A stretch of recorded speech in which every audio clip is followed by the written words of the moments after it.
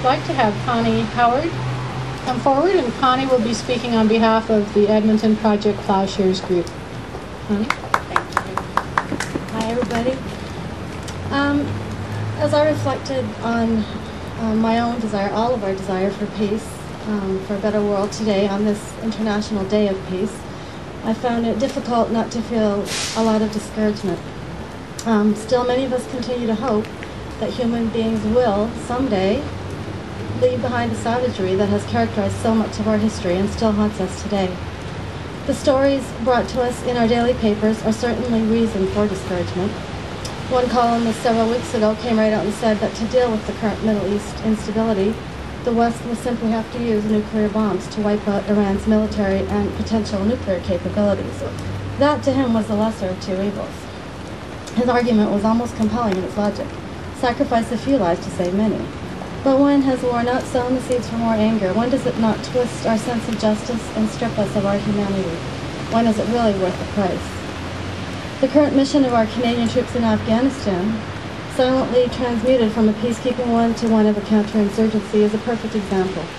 What began as a mission to rebuild a country devastated, first by the Soviet invasion, then by civil war, the rise of the Taliban, the fall of the Taliban, and the post-9/11 invasion, doesn't appear to have brought the people of Afghanistan any closer to the lofty goals we had for them.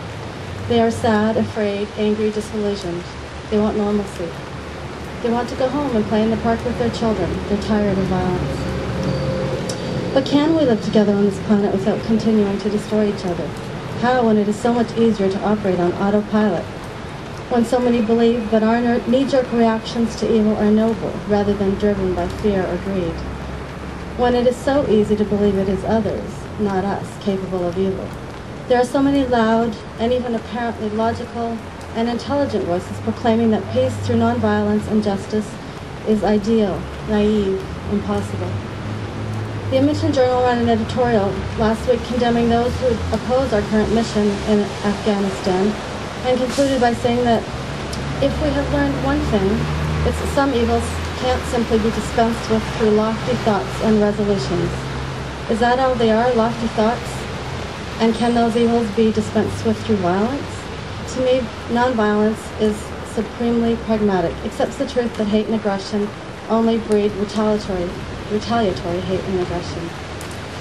There are throughout the world many groups that believe the work of non-violently disabling evil is not only possible, but the only approach that leaves our souls intact. Here in Edmonton, Project Ploughshares is one of those groups invested in building peace through building equality, justice, education, and tolerance, rather than by increasing military and arms capacities. Thank you. Morality must be based on our common humanity. Always, I think. When we destroy each other, we destroy ourselves. In continuing the work of trying to bring equality and justice to those suffering oppression, we hold on to the deepest and best of being human. And in continuing to speak out against antiquated ways of resisting evil, we will someday become a voice impossible to ignore. Let's not lose heart. Thank you.